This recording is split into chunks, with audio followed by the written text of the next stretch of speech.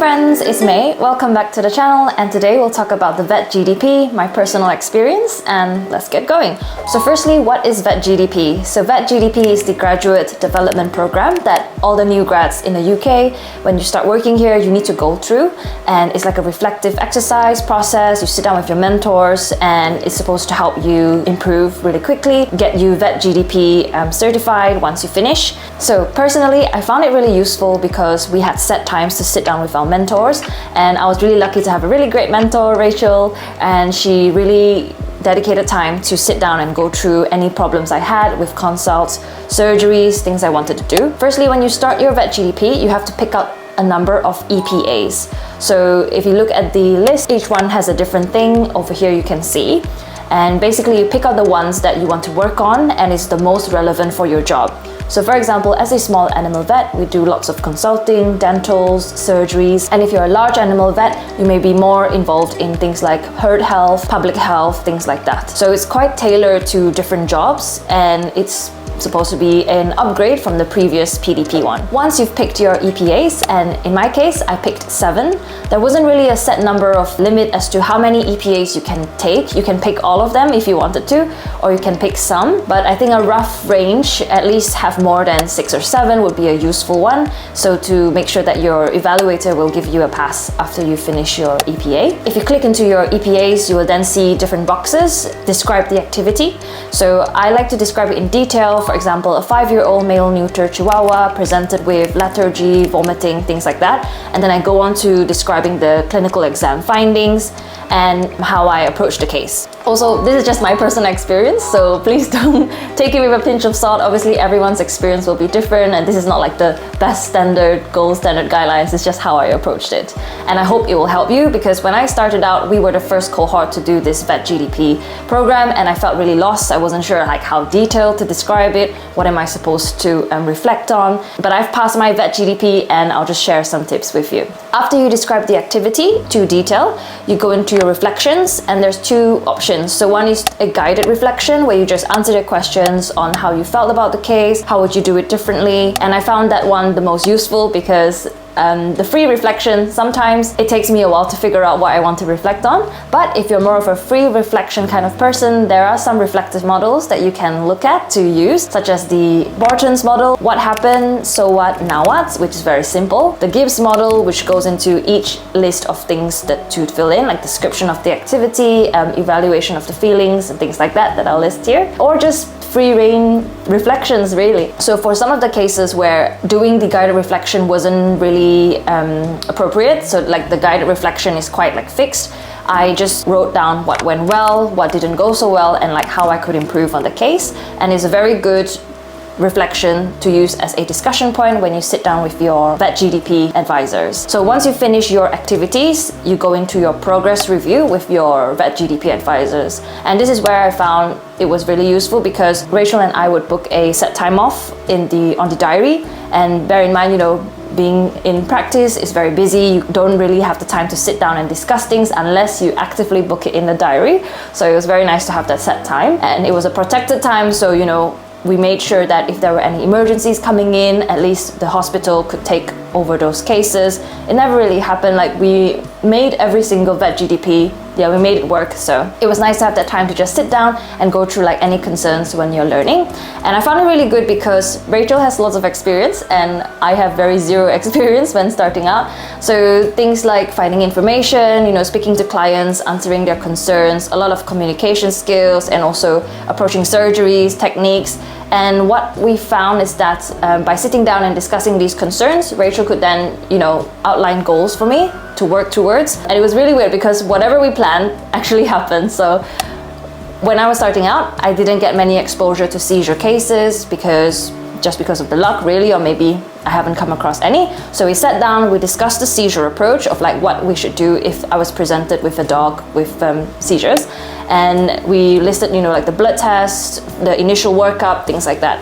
And then we said, okay, it would be good if I can approach a seizure case next week.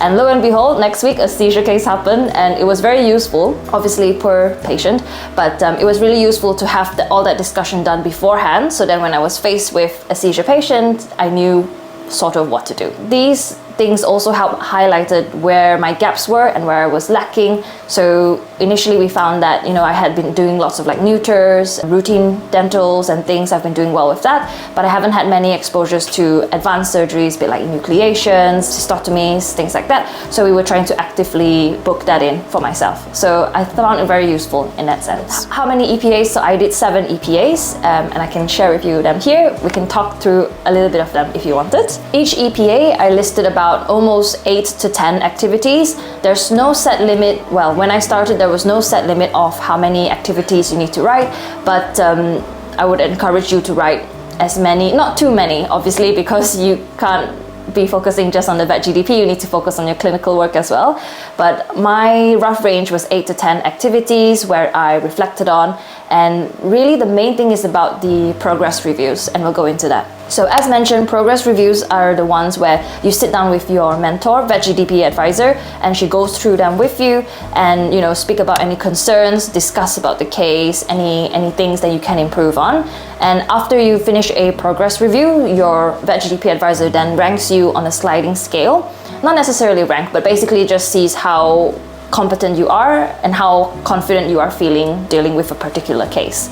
And it's important to have more progress reviews. So we weren't very organized initially because I had to change Vet GDP advisors and there was a bit of like a delay. So we ended up only doing 2 progress reviews per EPA, and we managed to pass that off, which was great. But if I were to go back and do Vet GDP a little bit differently, perhaps to have a bit more progress reviews. So have one initially when you start, maybe like after 1 or 2 months after you started. I don't know if the guidelines have changed now, but if I were to do it, I would do it more frequently. So every 2 to 3 months, perhaps sit down with your Vet GDP advisor just really quickly to go through how confident you have progressed. Because what I found is that when I started out in my first few months, I picked up all these skills, and then there was like, you learn a lot, and then there's a bit of stagnant, and you learn a lot, and then a bit of stagnant again. So it's not like a linear curve. So it was a bit difficult to assess the progress because we only assessed it quite late in the year. So if you start out as a new grad, if you assess it as you go along, that will be very useful, and you can actually see your progress on the sliding scales as well, where you go from like not confident because you haven't faced that case before to a bit more confident to very confident. So that would be what I would advise. So top tips for doing your Vet GDP is when you have a case that you think, oh, this would be perfect for my dental EPA, then quickly write that case name, number down, or as much detail as you can, because if you forget about it and you revisit the case again in 2 weeks' time, you'll more likely forget the detail, or it'll take you longer to remember sort of like what nerve blocks you use, what dose and things, although it should all be written down, but it takes effort to troll through all the records and things. So if you want to speed up your workflow, jot them down as you go along. I had a friend who print out appointment labels so that she would stick it in her book, and then when she went home she could just write it down, and I find that a very good way to jog your memory, just to write the case. Next tip is to at least have 2 progress reviews, because that's the whole point, to review your progress. If you only have 1 progress review, it doesn't really show your progress. So have more progress reviews if you can with your mentor, and book it in the diary. It is your responsibility. Well, it is a combination of responsibility between like your Vet GDP advisor and yourself and your management to make sure that you can book it in the diary so that the day flows well and you can still do your Vet GDP.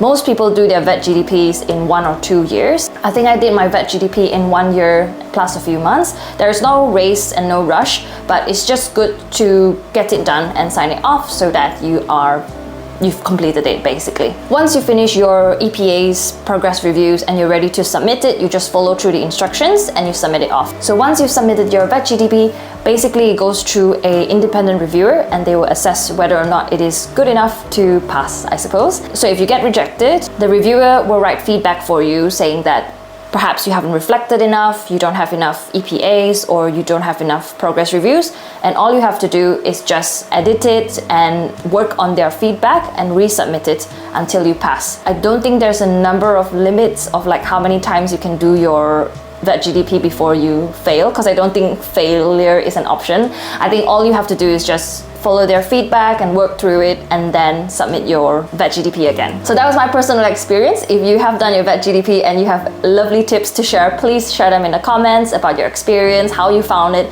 to help our future new grads. Lastly, thanks for spending the time to watch this video. If you found this useful, you can find other new grad videos on this playlist. Take care now. Bye. Also, I'm actually filming this on my off day and a lunch break.